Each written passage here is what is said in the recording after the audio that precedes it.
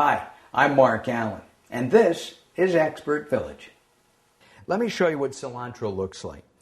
Here's cilantro, and it's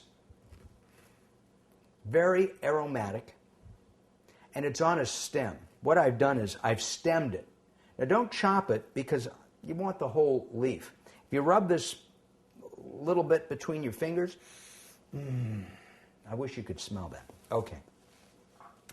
Add about a cup, maybe 3/4 of a cup of cilantro to the mix. Now what I'm going to do next is I'm going to mix this up.